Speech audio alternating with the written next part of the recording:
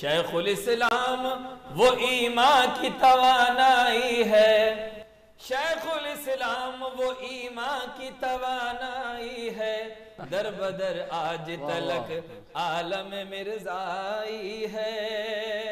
شیخ الاسلام وہ ایمان کی توانائی۔ اسلام امام انوار اللہ آپ کی خدمت میں راست پیش کیا جا رہا ہے، جس میں ہماری رہبری کے لیے شیخ الاسلام کے شخصی احوال اور آپ کے حیات و خدمات سے متعلق ہمارے سوالات کا جوابات عنایت فرمانے کے لیے اور شیخ الاسلام کی سیرت پر روشنی ڈالنے کے لیے ہمارے ساتھ اسٹوڈیو میں تشریف فرما ہے مولانا حبیب احمد الحسینی صاحب، ناظم دعوت و ارشاد عالمی تحریک منہاج القرآن انڈیا، مفتی منہاج القرآن مولانا مفتی محمد نذیر خان صاحب دامت برکاتہم العالیہ، اور درمیان میں آقا کی بارگاہ میں نعت اور محبت کے پھول نچھاور کرنے حافظ و قاری احسن علی احتشام تشریف فرمائیں۔ میں اپنے معزز مہمانوں کا استقبال کرتا ہوں۔ السلام علیکم ورحمۃ اللہ وبرکاتہ۔ اور پروگرام کے آغاز ہی میں گزارش کرتا ہوں کہ مفتی منہاج القرآن مولانا مفتی محمد نذیر خان صاحب سے کہ شیخ الاسلام کا نام اور نسب کیا رہا؟ بسم اللہ الرحمن الرحیم، الحمدللہ رب العالمین، والصلاة والسلام علی سید الانبیاء والمرسلین وعلی آلہ واصحابہ ومن تبعہم بإحسان الی یوم الدین اجمعین، اما بعد۔ یقیناً بہت ہی ہمارے لیے بھی اور ناظرین کے لیے بھی بہت ہی سعادت مندی کی بات ہے کہ آج ہم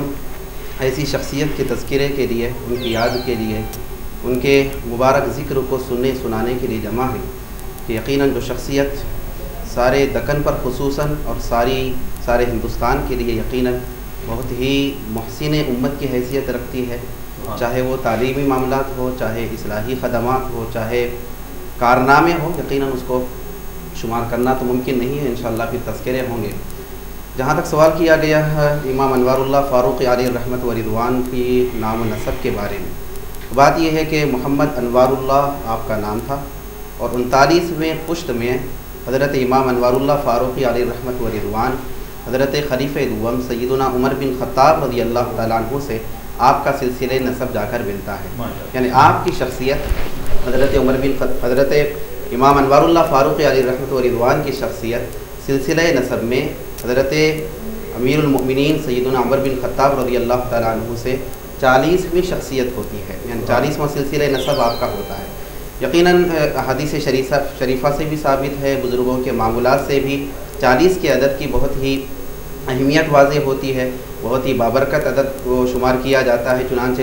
حضور اکرم صلی اللہ علیہ وآلہ وسلم نے حدیث شریف میں ارشاد فرمایا کہ جو کوئی میری امت کے معاملے سے تعلق رکھنے والی 40 احادیث کا حفظ کرے گا تو روز قیامت اللہ تبارک و تعالیٰ ایسے شخص کو فقیہ اور عالم بنا کر مبعوث کرے گا، اٹھائے گا۔ تو 40 کا عدد یقیناً بہت ہی بابرکت عدد ہے، یقیناً بہت ہی حسن اتفاق اس کو بولیے یا پھر حضرت شیخ الاسلام کی سعادت مندی کی کمال بولیے کہ حضرت خلیفہ دوم سے آپ کا سلسلہ نسب جو ہوتا ہے 40ویں پشت میں پھر آپ آتے ہیں۔ آپ کے والد گرامی کا نام ابو محمد شجاع الدین رحمۃ اللہ علیہ تھا، اور آپ کے دادا گرامی کا نام حضرت قاضی محمد سراج الدین رحمۃ اللہ علیہ آپ کے دادا کا نام تھا، اور آپ کے نانا کا نام قاضی محمد سعد اللہ رحمۃ اللہ علیہ آپ کے نانا گرامی کا نام تھا، اور پھر آپ کے والدہ محترمہ کا نام مریم بی صاحبہ رحمۃ اللہ علیہ، یہ آپ کے سلسلہ نسب ہے، یہ آپ کے نام ہیں۔ اور پھر جہاں تک خاندانی پس منظر ہے تو بات یہ ہے کہ خاندانی پس منظر کی جہاں تک بات ہے تو حضرت فرخ شاہ کابلی رحمۃ اللہ علیہ جو افغانستان میں رہنے والے بہت ہی بلند پائے کے بزرگ تھے، بہت ہی عالم جلیل تھے، یہ حضرت شیخ الاسلام رحمۃ اللہ علیہ کے جد اعلیٰ ہوتے ہیں، یعنی آپ کے سلسلہ نسب میں آپ کے خاندان کے بلند بزرگ ہوتے ہیں، اونچے اوپر جا کر پھر آپ کا سلسلہ نسب حضرت بانی جامع کا سلسلہ نسب اس سے جا کر ملتا ہے۔ اور حضرت فرخ شاہ کابلی رحمۃ اللہ علیہ کی شخصیت یقیناً ان کی عظمت اور ان کی شخصیت کی اہمیت کا اندازہ اس بات سے بھی لگتا ہے کہ آپ کے سلسلہ نسب میں بڑے بڑے بزرگ ہوئے، حضرت فرید الدین گنج شکر رحمۃ اللہ علیہ آپ ہی کی سلسلہ نسب میں ہوتے ہیں، حضرت مجدد الف ثانی رحمۃ اللہ علیہ جیسی شخصیت حضرت فرخ شاہ کابلی رحمۃ اللہ علیہ ہی کے سلسلہ نسب میں ہیں، آپ ہی کے سلسلے میں آپ ہی کے نسب سے تعلق رکھتے ہیں۔ حضرت امام انوار اللہ فاروقی علیہ رحمت و رضوان بانی جامع نظامیہ بھی حضرت فرخ شاہ کابلی رحمۃ اللہ علیہ کے سلسلے سے ہیں، آپ ہی کے خاندان سے آپ کا تعلق ہے۔ تو حضرت فرخ شاہ کابلی رحمۃ اللہ علیہ نے افغانستان سے ہجرت کر کے وہ ہندوستان تشریف لائے. بڑے علمی شخصیت تھے, بہت بزرگ شخصیت تھی, بہت ہی اللہ والی شخصیت, ولی کامل بھی تھے, عالم ربانی بھی تھے. اور پھر ہوتے ہوتے پھر قندھار پہنچے مہاراشٹرا کے علاقے پر, وہاں پر پھر سلسلہ پھیلتا گیا. پھر بعد میں اولاد میں حضرت امام انوار اللہ فاروقی علیہ رحمۃ و رضوان کا خاندان وہاں پر پھر مقیم ہوا. تو اس طرح سے گویا کہ علمی گھرانہ گویا کہ ہندوستان میں آیا افغانستان سے. فرخ شاہ کابلی رحمۃ اللہ علیہ کے ذریعے ایک بہت ہی علمی گھرانہ, دینی گھرانہ, روحانی گھرانہ گویا کہ ہندوستان میں تشریف لایا. تو حضرت امام انوار اللہ فاروق علیہ رحمۃ و رضوان کا خاندانی پس منظر حضرت فرخ شاہ کابلی رحمۃ اللہ علیہ سے تعلق رکھتا ہے. پھر حضرت کے والد گرامی کا حیدرآباد میں تشریف لانا انشاءاللہ پھر آگے گفتگو جاری رکھیں. ماشاءاللہ. نام و نسب اور خاندانی پس منظر سے متعلق مفتی صاحب قبلہ نے روشن ڈالی ہے. مولانا حبیب صاحب سے میں یہ سوال کرنا چاہوں گا کہ سیرت نگاروں نے شیخ الاسلام کی جہاں سیرت لکھی ہے تو ساتھ ہی یہ بھی لکھا ہے بحیثیت صوفی ان کی سیرت جدا ہے, بحیثیت فقیہ ان کی جدا ہے. تو شیخ الاسلام کی ہماگیر اور ہمانو شخصیت سے متعلق آپ کا شمار امت کے کس طبقے میں کیا جائے؟ الحمدللہ رب العالمین والصلاة والسلام علی سید الاولین والآخرین وعلی آلہ وصحبہ اجمعین, اما بعد. دیکھیے, آپ جو سوال کیے ہیں کہ کس زمرے میں بانی جامع نظامیہ کو امام انوار اللہ فاروقی رحمۃ اللہ علیہ کو شامل کیا جائے, کہ کیا ان کو صوفیہ میں شمار کیا جائے یا فقہا میں ان کو شمار کیا جائے. دیکھیے, بعض شخصیتیں اللہ تبارک و تعالی ایسے بھی پیدا فرما دیتا ہے جن کو ہم ہماری دکنی زبان میں کہتے ہیں کہ حرفن مولا. الحمدللہ بانی جامع نظامیہ کی اگر ہم ان کی شخصیت دیکھتے ہیں اور ان کے کارنامے اگر ہم دیکھتے ہیں تو بوقت واحد شیخ الاسلام ہم کو نظر آتے ہیں کہ وہ کیا کہتے ہیں فقہا کے استاد بھی ہیں, وہ بوقت واحد مدرس بھی ہیں اور بڑے تدریسی اداروں کے مؤسس اور بانی بھی ہیں. اور اسی وقت پھر وہ نظر آتے ہیں کہ وہ ایک صوفی باصفا بھی ہے, ایک روحانی شخصیت بھی ہے, ایک مفتی بھی ہے اور ایک مؤلف بھی ہے, پھر وہ شاعر بھی ہیں. بانی جامع نظامیہ کی جو شخصیت ہے کہ آپ ایسے بس اتنا کہہ کر اگر رک جائیں کہ وہ ایک صوفی ہے یا یہ کہیں کہ وہ ایک فقیہ ہے تو یہ غلط ہوگا, بلکہ ان کو کہنا پڑے گا کہ یہ مجمع الکمالات ذات رہی, مجمع الکمالات, کہ کوئی اسلامی یعنی آقا صلی اللہ علیہ وسلم کی دی ہوئے جو تعلیمات ہے وہ تعلیمات کو اپنانے میں اور دین کے ہر رخ پر کام کرنے میں شیخ الاسلام کا آپ کو حصہ ملے گا, جو کہ یہ کیفیات ایک مجدد کی کیفیت ہوتی ہے جو اللہ تبارک و تعالی امت کی ہدایت کے لیے ایک ہر 100 سال میں ایک مجدد کو روانہ کرتا ہے. جیسا کہ احادیث شریفہ میں آقا صلی اللہ علیہ وسلم نے خوشخبری دی ہے کہ اس امت میں تو اب انبیاء تو آنا نہیں ہے, اولیاء آنا ہے اصلاح کے لیے, پھر اولیاء میں خصوصاً مجددین آتے ہیں. تو بانی جامع نظامیہ کا جو رول سرزمین دکن پر رہا وہ دکن کی حد تک ایک مجدد کی کیفیت رہی ہے. ہر شعبے کے اندر سیاستدانوں کے اندر بانی جامعہ کے اثر تھے, سیاستدانوں کی وہ اصلاح کرتے تھے, مفتیوں کی وہ اصلاح کرتے تھے, صوفیوں کے لیے, پھر درگاہوں میں, پھر خانقاہوں میں, پھر مساجد میں, پھر واعظین کے حساب, اور ہر اعتبار سے آپ دیکھیں یہاں تک کہ بانی جامعہ کے جو خدمات ہیں وہ بازاروں پہ تک اس کا اثر رہتا تھا کہ بازار ایسے ہونا چاہیے, بازار ایسے نہیں ہونا چاہیے. کوئی زندگی کا شعبہ اور جو انسان ایک زندگی گزارتا ہے اس کا کوئی شعبہ بانی جامعہ کی اصلاحات سے خالی نہیں. اور پھر بانی جامعہ کی کیفیت جب آپ سوال کیے ہیں کہ کس زمرے میں ان کا شمار کیا جائے,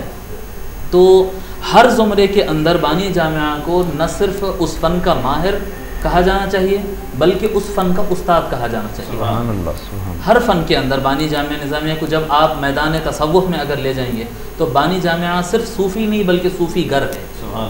بانی جامعہ صرف فقیہ نہیں,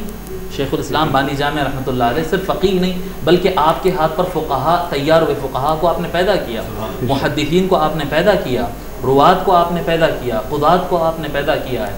حکمرانوں کو آپ نے پیدا کیا ہے. سو یہ بانی جامعہ کی ایک ایسی ہمگیر شخصیت ہے جو کہ میں سمجھتا ہوں کہ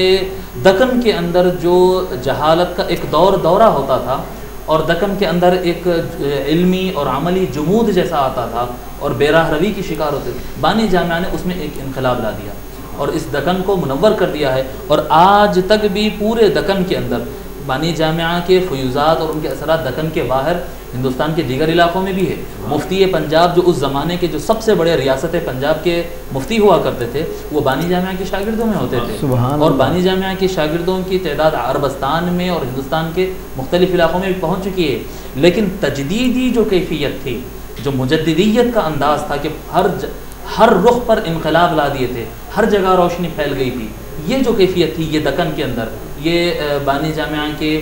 جد و جہد اور بانی جامعہ کی کوششوں اور کی کاوشوں کی یہ مرکز قوت رہا سرزمین دکن، اور ہونی بھی چاہیے کیونکہ وہ وہاں پر رہتے تھے تو وہاں پر ان کا اثر بہت زیادہ تھا۔ تو بانی جامعہ نہ صرف کوئی فن سے متعلق رہے بلکہ ہر فن میں رہے اور ہر فن میں استاد رہے، جیسے کہ دینی درسگاہ تک محدود نہ رہے یا کسی خانقاہ تک محدود نہ رہے، حتیٰ کہ کھیل کود کے میدانوں میں اور آپ کی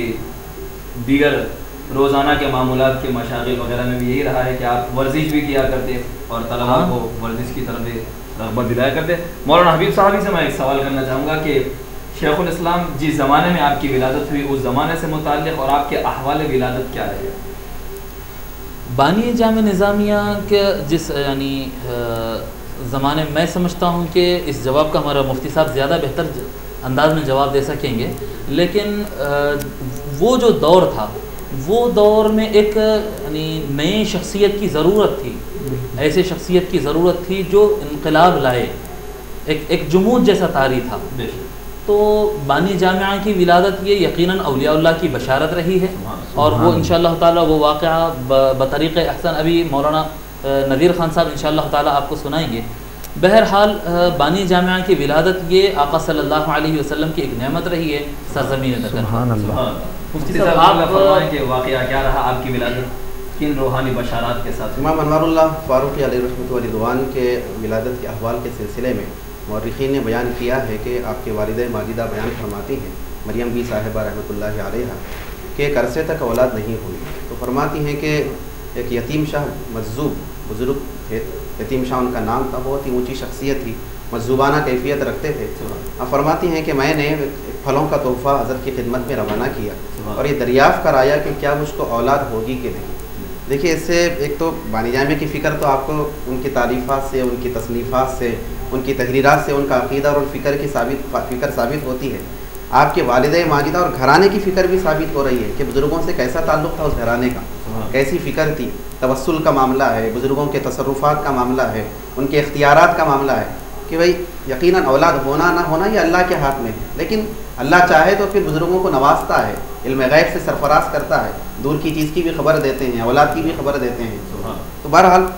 آپ فرماتی ہیں کہ میں پھلوں کا ایک نذرانہ حضرت یتیم شاہ مجذوب رحمۃ اللہ علیہ کی خدمت میں روانہ کی اور یہ دریافت کرائی کہ کیا مجھ کو اولاد ہوگی کہ نہیں۔ تو جواب یہ ملا بزرگ کی طرف سے، اس مجذوب بزرگ کی طرف سے کہ اولاد ہوگی، اور ہوگی بھی ایسی کہ عالم و فاضل ہوگی، سبحان اللہ، سبحان اللہ، با کمال شخصیت پیدا ہوگی۔ پھر اس کا پھر اثر آپ فرماتی ہیں کہ جب حمل کے ایام تھے، ابھی آپ پیٹ میں موجود تھے، فرماتی ہیں آپ کے والدہ ماجدہ رحمۃ اللہ علیہ ایک رات میں خواب میں دیکھا کہ حضور اکرم صلی اللہ علیہ وآلہ وسلم تشریف فرما ہے، سرکار کے دیدار سے مشرف ہوئی، اور فرماتی ہیں کہ میں نے سرکار کو دیکھا اور اس کیفیت میں دیکھا کہ سرکار قرآن پاک کی تلاوت کر رہے ہیں۔ سبحان اللہ۔ بزرگوں نے اس کی تعبیر یہی کی کہ مطلب ایک تو فرزند کی خوشخبری بھی تھی، اور یہ خوشخبری سنانا مقصود تھا کہ آنے والا فرزند کوئی معمولی فرزند نہیں ہے، کوئی عام شخصیت نہیں ہے، بلکہ یہ خادم قرآن ہوگا، قرآن کی تعلیم کو کونے کونے تک پہنچائے گا۔ پھر اس کا نتیجہ اس خواب کی بشارت کی تکمیل پھر ہم آج تک ہم اپنی نظروں سے اس کا مشاہدہ کرتے ہیں۔ 4 ربیع الثانی بانی جامع نظامیہ کی ولادت کی تاریخ ہے، اور 1264 ہجری یہ آپ کا ولادت کا سن ہے۔ اس میں حضرت امام انوار اللہ فاروقی علیہ رحمۃ و رضوان کی پیدائش ہوئی، اس دنیا میں جلوہ گری ہوئی۔ سبحان اللہ۔ قابل مبارکباد ہیں تمام ناظرین اور ہمارے پروگرام کے تمام ملاحظہ کرنے والے کہ جہاں اولیاء اللہ کا ذکر ہوتا ہے وہاں پر رحمتیں نازل ہوتی ہیں۔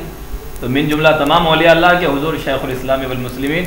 امام انوار اللہ فاروقی علیہ رحمت و رضوان ایک صوفی باصفا اور ولی کامل ہے، اور یقیناً جہاں جہاں آپ کا ذکر ہو رہا ہے شہر کے دیگر علاقوں میں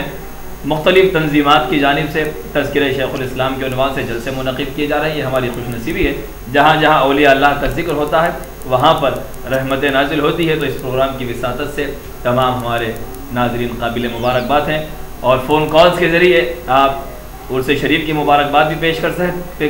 کر سکتے ہیں، چونکہ آج حضور شیخ الاسلام کا عرس مبارک ہے، 29 جمادی الاولیٰ حضور شیخ الاسلام امام انوار اللہ فاروقی علیہ رحمہ کا آج یوم وصال ہے۔ آج ہی کے روز آپ نے رحلت فرمائی تھی، تو اس سلسلے میں جامعہ نظامیہ میں آج آپ کا عرس منایا جاتا ہے۔ بعد اثر ختم قرآن ہوتا ہے، فاتحہ خوانی ہوتی ہے، چادر گل پیش کیا جاتا ہے، سلام پڑھا جاتا ہے، پھر بعد نماز مغرب جلسہ منعقد کیا جاتا ہے جس میں کئی فاضلین کو اور حفاظ کو دستار اور خلعت عطا کی جاتی ہے۔ انشاءاللہ تعالیٰ اس سلسلے میں اور کچھ معروضات بھی پیش کیے جائیں گے۔ عالمی تحریک منہاج القرآن کی جانب سے انشاءاللہ عنقریب ایک 2-3 روز کے بیچ ایک پروگرام منعقد کیا جائے گا جس میں شیخ الاسلام .com اور امام انوار اللہ .com 2 ویب سائٹس لانچ کی جائیں گی۔ اس کا آغاز بھی ہوگا انشاءاللہ تعالیٰ اور مزید گفتگو جاری رہے گی۔ میں اپنے مہمان حافظ احسن علی احتشام جو کہ جامعہ نظامیہ ہی سے فارغ ہیں اور منہاج نعت کونسل کے ایک رکن بھی ہیں، گزارش کرتا ہوں کہ پروگرام کے سلسلے کو جاری رکھتے ہوئے آپ بارگاہ رسالت میں نعت پاک پیش کرنے کی سعادت حاصل فرمائیں۔ اللہم صلی علی سیدنا محمد وعلی آل سیدنا محمد وبارک وسلم۔ اپنی نسبت سے میں کچھ نہیں ہوں، اس کرم کی بدولت بڑا ہوں، اپنی نسبت سے میں کچھ نہیں ہوں، اس کرم کی بدولت بڑا ہوں، ان کے ٹکڑوں سے زاز پا کر تاجداروں کی صف میں کھڑا ہوں، ان کے ٹکڑوں سے زاز پا کر تاجداروں کی صف میں کھڑا ہوں، دیکھنے والوں مجھے کو نہ دیکھو، دیکھنا ہے اگر تو یہ دیکھو، دیکھنے والوں مجھے کو نہ دیکھو،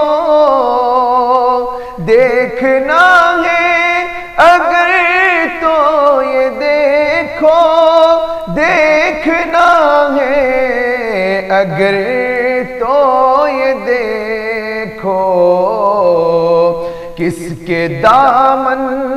سے وابستہ ہوں میں، کون والی ہے کس کا گدا ہوں،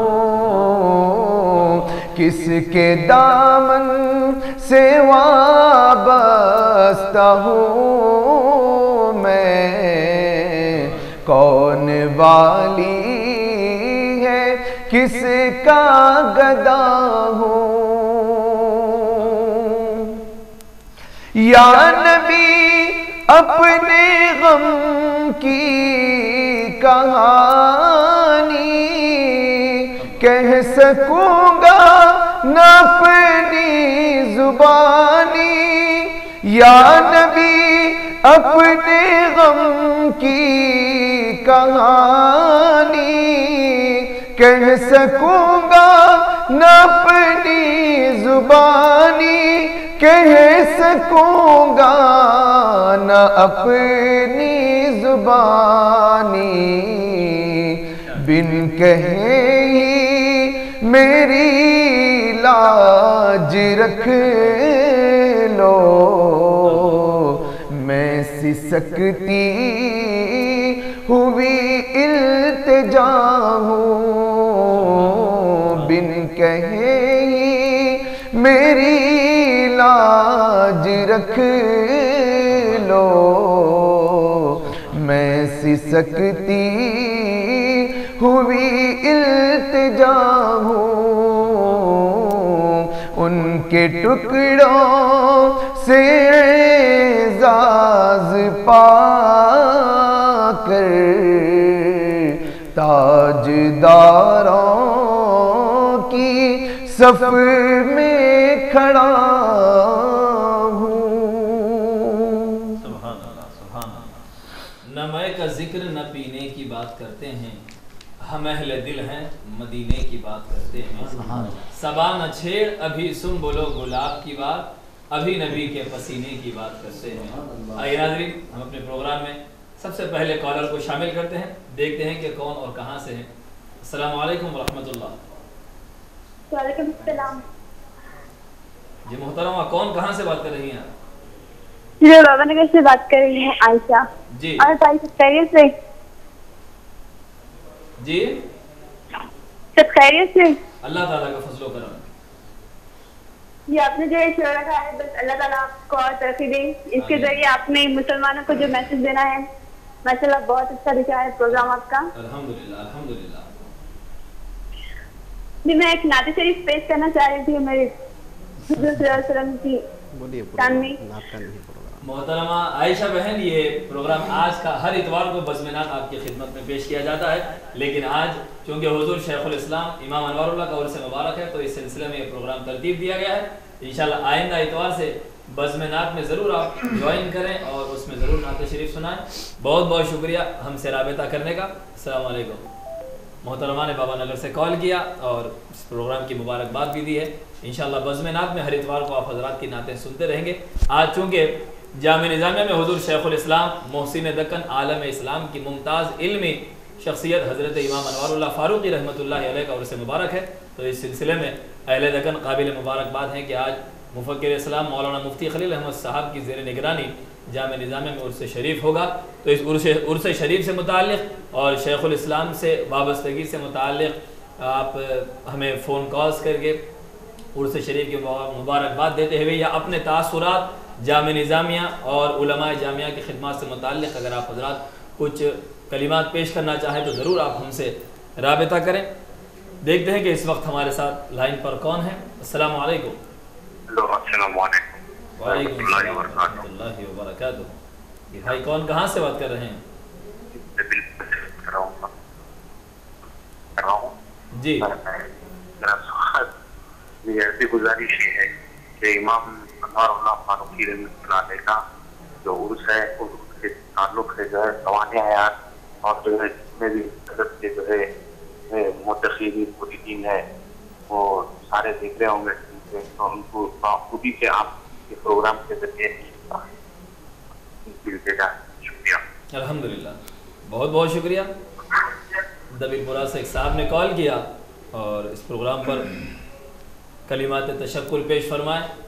یہ ہماری خوش نصیبی ہے کہ ہم اپنے مختلف خدمات ہمارے علماء کرام جب بھی کوئی خدمت انجام دیتے ہیں اسے اپنے بزرگوں کی طرف منسوب کیا کرتے ہیں۔ تو اسی فکر کے تحت ہمارے علماء کرام نے خصوصاً مولانا حبیب احمد الحسینی صاحب اور ناظم تعلیمات منہاج القرآن مفتی محمد نذیر خان صاحب وغیرہ کی سرکردگی میں دبیر پورہ میں سیدی شیخ الاسلام کے نام سے موسوم مدرسۃ الامام انوار اللہ رحمۃ اللہ علیہ ایک مدرسہ اپنے خدمات انجام دے رہا ہے، جو کہ مصباح القرآن مولانا محمد عبداللہ قریشی الازہری صاحب خطیب مکہ مسجد کے سرپرستی میں جاری ہے اور انشاءاللہ تعالی یہ سلسلہ جاری رہے گا۔ آئیے ہم اپنے پروگرام کو آگے بڑھاتے ہیں۔ کالرز کے سلسلے کو یہاں موقوف کرتے ہوئے میں مفتی صاحب کی خدمت میں سوال پیش کر رہا ہوں کہ ددیالی اجداد سے متعلق آپ نے تذکرہ فرمایا فرخ شاہ کابلی رحمۃ اللہ علیہ، اور آپ کا سلسلہ نسب جو حضرت عمر فاروق تک 39 واسطوں سے پہنچتا ہے، لیکن کیا ننیالی اجداد میں شیخ الاسلام علیہ رحمہ کے قابل ذکر کچھ شخصیات گزری ہیں؟ ایک تو میں نے جیسا کہ عرض کیا کہ آپ کے نانا گرامی رحمۃ اللہ علیہ کا ایک تو اس میں گرامی قاضی محمد سعد اللہ جیسا کہ ذکر کیا گیا، بہت اونچی شخصیت تھی، بہت بزرگ شخصیت تھی، اور نانا کا یہ سلسلہ جو پہنچتا ہے حضرت رفیع الدین قندھاری رحمۃ اللہ علیہ، ننیانی سلسلہ حضرت امام انوار اللہ فاروق علیہ رحمۃ و رضوان کا، اور رفیع الدین قندھاری رحمۃ اللہ علیہ کی شخصیت خصوصاً علم حدیث میں بڑا مقام آپ کا تھا. آج جو ہے آپ دیکھیں گے آپ بہت سی تصانیف میں علم حدیث اور محدثین کا جب تذکرہ آتا ہے تو خصوصیت کے ساتھ پھر رفیع الدین قنداری رحمۃ اللہ علیہ کا تذکرہ بھی ملتا ہے. تو حضرت امام انوار اللہ فاروقی علیہ رحمۃ و رضوان کا ننیانی جو سلسلہ ہے، ایک تو دادا کے اعتبار سے بھی یقیناً بہت ہی اونچے منصب پر آپ فائز ہیں، یقیناً بہت ہی نسب کے اعتبار سے، اور پھر ان کی علمی قابلیت، علمی کمالات کے اعتبار سے بھی، اور پھر ننیالی سلسلہ بھی جو ہے یقیناً بہت ہی اونچے مرتبے والا تھا. علم حدیث میں خاص طور پر حضرت رفیع الدین قندھاری رحمۃ اللہ علیہ کا بہت ہی اونچا نام گنا جاتا ہے. رحمۃ اللہ نائب رسول رحمۃ اللہ علیہ کے مرید اور خلیفہ بھی رہے ہیں. ہاں، ادھر سے پھر پورا تعلق پھر ادھر بنتا ہے. بالکل الحمدللہ. مولانا حضرت شاہ رفیع الدین قندھاری رحمۃ اللہ علیہ کا جب تذکرہ آ گیا ہے تو میں ایک چھوٹی سی بات اس میں ذکر کر دیتا ہوں کہ آپ کے جو خدمت رہی ہے اور آپ کا جو اپنے مریدین سے تعلق رہا ہے وہ اتنا گہرا اور اتنا مضبوط تعلق ہوتا، اور اس زمانے کے لوگ کی جو عقیدت شاہ رفیع الدین قندھاری رحمۃ اللہ علیہ سے تھی وہ اتنا زیادہ تھی کہ ایک مرتبہ میں بتا رہا ہوں کہ ہم لوگ شہر میں گزر رہے تھے کہ کار میں قادری چمن کے جو بارگاہ قادری چمن کے جو سجادے صاحب ہیں حضرت سید حسن ابراہیم حسینی دامت برکاتہم جو سجاد پاشا ہیں، وہ سنا رہے تھے کہ شاہ رفیع الدین قندھاری رحمۃ اللہ علیہ جب دکن میں آئے تھے، قدیم بات ہے یہ، بانی جامعہ وغیرہ سے بھی پہلے کی بات ہے، جب وہ دکن میں آئے تھے تو لوگ عقیدت مندوں کا اتنا زیادہ ہجوم ہوا کرتا تھا، مجمع اتنے بڑے ہو جایا کرتے تھے کہ اس وقت کے جو آصف جاہ تھے، یہ آصف جاہ ششم اور ہفتم کی بات نہیں ہے، میر عثمان علی خان اور محبوب علی خان کے دور سے پہلے کی بات ہے یہ. تو اس وقت کے جو آصف جاہ وغیرہ ہوتے تھے ان کو ایک ڈر سا لگ گیا تھا کہ یہ شخص اگر کسی وجہ سے اعلان کر دے یا کچھ اگر بات کر دے تو میری حکومت میں انقلاب آ جا سکتا ہے. اتنے زیادہ ان کے چاہنے والے اور اتنے بڑے مجمع جمع ہوتے تھے، تو لہٰذا وہ ایک اپنے ایک خوف کی وجہ سے جو حاجہ ان کے دل میں تھی. شاہ رفیع الدین قندھاری رحمۃ اللہ علیہ تو ایک صوفی اور ولی آدمی تھے اور ان کا سیاست سے کوئی تعلق نہیں تھا اور ان کے ایسی کوئی باتیں بھی نہیں تھی، مگر یہ اپنے خوف کی وجہ سے احتیاطی تدبیر کے طور پر جب وہ شاہ رفیع الدین قندھاری رحمۃ اللہ علیہ حیدرآباد تشریف لائے، پھر باہر گئے تو اس وقت انہوں نے ایک حکم نامہ جاری کر دیا کہ شہری حدود میں شاہ رفیع الدین قندھاری کا داخلہ منع ہے، کیونکہ وہ دونوں میں کوئی نہ رسہ کشی تھی، نہ کوئی اختلاف تھا، نہ کوئی سیاسی مسئلہ تھا، لیکن وہ دیکھتے تھے کہ یہ یعنی لوگ ان سے اتنا زیادہ عقیدت میں ہیں کہ کبھی ان کا کوئی لفظ میرے خلاف نکل جائے تو میرا تو حکومت کا تختہ ہی اڑ جائے. یہ شاہ رفیع الدین قندھاری رحمۃ اللہ علیہ کے کیفیت تھی، ان کے معتقدین کی اتنی بڑی تعداد تھی. آئیے ناظرین جانتے ہیں کہ شاہ رفیع الدین قندھاری رحمۃ اللہ علیہ کے فرزند ہے شاہ شجاع الدین رحمۃ اللہ علیہ، شجاع الدین حسین، یا مرید ہوتے ہیں ان کے شاہ شجاع الدین رحمۃ اللہ علیہ آپ کے مرید.